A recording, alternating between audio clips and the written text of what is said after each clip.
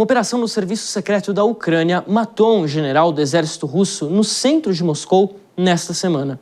A ação levantou o alerta para uma possível vingança do Kremlin. Reportagem de Camila Yunis.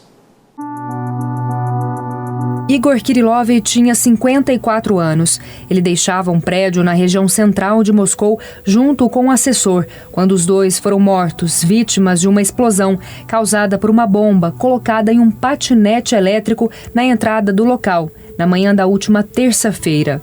A autoria da ação foi reivindicada pelo Serviço Secreto da Ucrânia, o SBU. Um suspeito nascido no Uzbequistão foi preso horas após o caso e confessou o crime.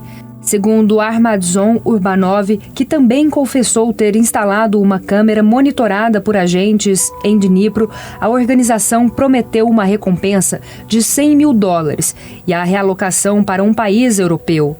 O acusado está em prisão preventiva, que deve durar 2 meses até o julgamento. General do exército russo Igor Kirillov era o chefe das tropas de defesa nuclear, biológica e química do país.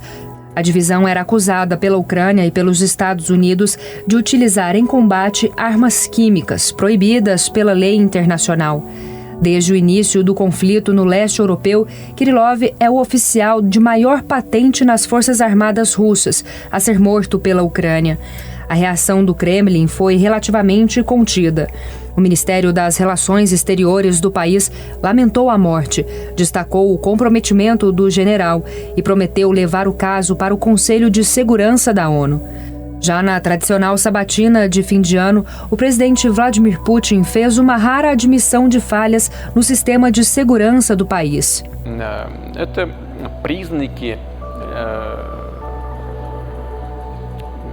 Existem sinais de uma natureza terrorista no regime de Kiev, mas claro, isso significa que nossos serviços de aplicação da lei e nossos serviços especiais estão deixando algo passar. O que podemos dizer disso tudo? Nós simplesmente precisamos melhorar esse trabalho e evitar falhas graves como essa. Para o coordenador do Grupo de Análise de Estratégia Internacional da USP, Alberto Pfeiffer, a ação pode ser vista como isolada por parte da Ucrânia e possivelmente ser um trunfo para Kiev nas negociações na região. A Ucrânia no campo de batalha vem perdendo a guerra, vem sofrendo reveses em toda a frente oriental, todos aqueles oblastes, 4 oblastes que a Rússia reivindica. A campanha russa é constante, permanente e efetiva, conquistando territórios ao custo alto de vidas humanas, de equipamentos, mas a Rússia vem conseguindo êxito. Nesse sentido, a Ucrânia percebe que é inevitável ter que negociar e ter que ceder território. O que resta à Ucrânia? Ações pontuais com grande impacto psicológico, com grande impacto midiático. Por exemplo, o ataque com o uso de mísseis, com o uso de sistemas de baterias cedidos pelo Ocidente em localidades que causem grande repercussão. Depósitos de armas, refinarias, como houve um ataque recente com drones e mísseis na região de Rostov, e atentados terroristas, como foi o caso da eliminação do general Igor Kirillov em plena Moscou, a pouca distância do Kremlin.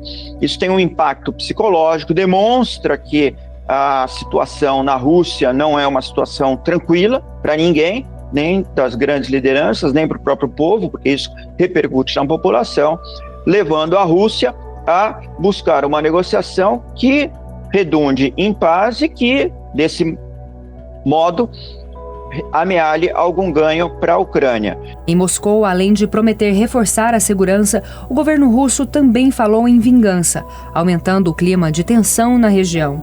Já o Ocidente parece ter apoiado o lado ucraniano. A discussão sobre o caso chegou no Reino Unido, onde o ex-presidente russo Dmitry Medvedev atacou o jornal The Times, que classificou o assassinato como legítimo. O porta-voz do primeiro-ministro britânico Keir Starmer afirmou que as falas de Medvedev são um exemplo da retórica desesperada do governo Putin e disse que ameaças serão levadas a sério.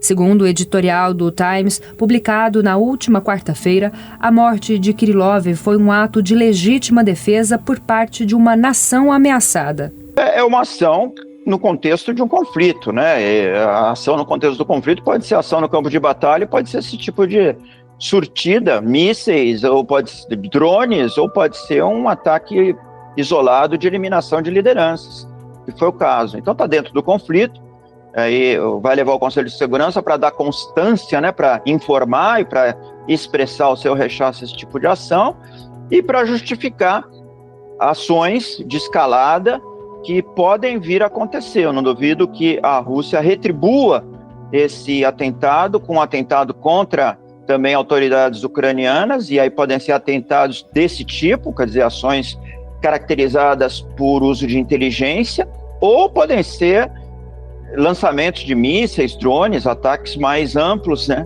a instalações em que estejam autoridades ucranianas. Então, não duvidaria se houvesse uma retribuição russa, não no Conselho de Segurança, cuja eficácia é muito reduzida, mas sim no interior da Ucrânia, em cidades importantes da Ucrânia, para demonstrar a revanche russa quanto à eliminação de um oficial general desse porte. A chegada de Donald Trump na Casa Branca em 2025 promete mexer com o futuro da guerra entre Rússia e Ucrânia.